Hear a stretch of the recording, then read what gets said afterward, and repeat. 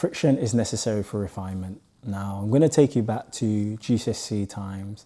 I was studying a topic called Design and Technology Resistant Materials. I don't even know if they even offer that, but we did a lot of woodwork, and one of the things that made our projects in the end better was once we had sanded it down. We had to sand down the wood. We had to sand down the wood to make it smooth so we could apply a varnish, or we had to sand down certain surfaces to round the edges. There was a lot of sanding that happened, and if you don't know much about the process of sanding, it's applying friction using sandpaper that then eventually gets rid of the, I don't know if you call it dead wood, but it gets rid of the wood that's not necessary, the wood that is going to stop your masterpiece from looking like a masterpiece. And I think in life we avoid friction. I'm not saying that everybody's a pacifist, but we look for ways in which we need to agree.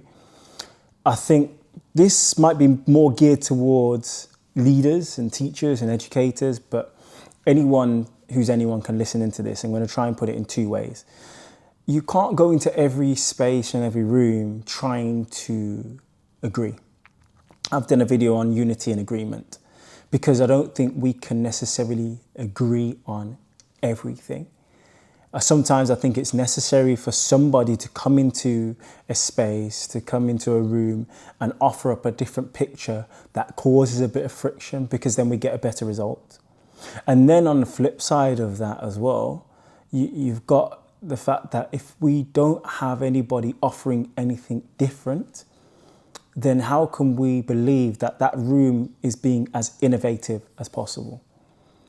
For people that are younger in friendship groups, when you have a spat or when you fall out with your friends, I think sometimes that's a really good opportunity for you to learn conflict resolution, some core skills, and also as well practice your soft skills, your ability to manage emotions.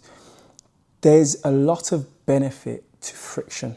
And like I said, I didn't say it, but I thought it in my mind, is that this thought was birthed not too long ago, but I think it's something that I will start to develop in my mind as a point of focus or as a principle, because if there is no friction in a space, should I be worried that that space is no longer a place of growth?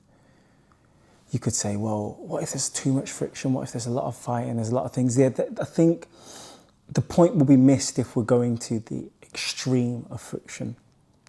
What I'm saying is that friction can be necessary when utilized effectively. Friction can be necessary when the end goal is in mind. And friction can be necessary if there's an element of unity and uniformity between individuals to say, well, I know this isn't going the way we both or we all intend, but we're seeking a better outcome. So if friction is what's going to take us there, then friction I was going to say something stupid, but if friction is going to be the thing that takes us there, then I welcome you, friction. Guys, interesting. Let me know your thoughts below. Peace.